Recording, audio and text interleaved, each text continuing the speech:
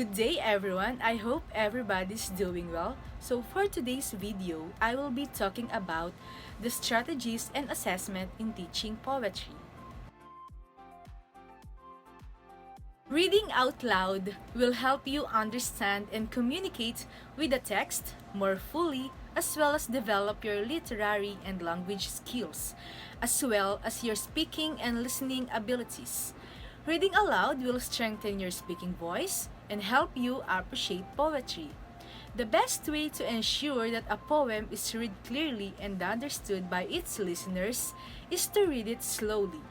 Learning to read a poem slowly will not only make it easier to understand, but it will also emphasize the meaning of each and every word in poetry. Compensation by Sarah Tisdale. I should be glad of loneliness and hours that go on broken wings, a thirsty body, a tired heart, and the unchanging ache of things. If I could make a single song, as lovely and as full of light, as hush and brief as a falling star. Second strategy, unknown or difficult to pronounce words should be looked up in a dictionary. A reader must at least know the dictionary definition of each word to read with confidence. Tell your students to try to look up at the dictionary when there are unfamiliar terms or words for your students to easily understand every line of a poem. As we all know, poetry uses creative words that has a hidden meaning. And by searching it on the internet or looking up in the dictionary, students can easily unfold the meaning or the message of it.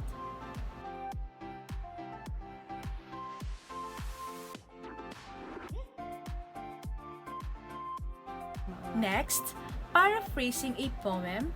To paraphrase is to describe someone else's ideas in your own terms. So, you'll need to be well versed in the subject to nail the paraphrase.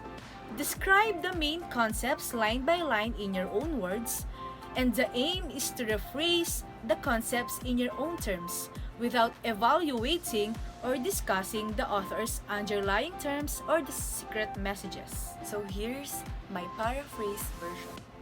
I should be feel lucky of sadness, and times that go on darkest ones, an exhausted body and hopeless heart, and the constant things that make me hurt. If I could write and make a song, as beautiful and as full of bright, as calm and still as a falling star on a cold night. So let's proceed to assessment and teaching poetry. In the course of learning and motivation, assessment is critical. The types of evaluation tasks we assign to our students influence how they perform the learning task and what research strategies they employ. First, we have the teacher and peer conferences.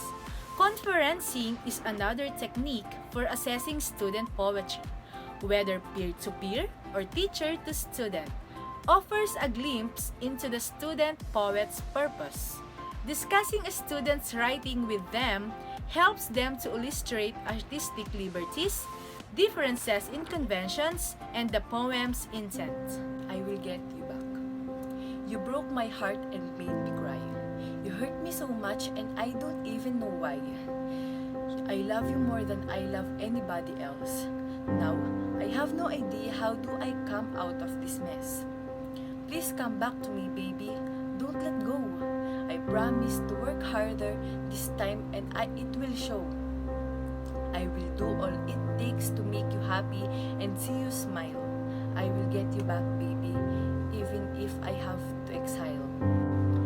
Can you give me an insight about that poem? It simply means that the message of this is the author trying to reminisce all the good things and memories happened between us. The pain that the author experienced with love is very obvious in the poem itself. Next, we have rubrics. Rubrics are multifaceted collections of scoring rules that can be used to ensure accuracy when grading student work.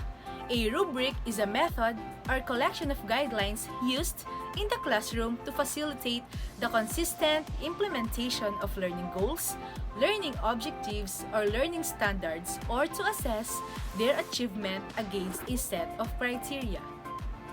Last, we have the portfolio or the compilation of your works.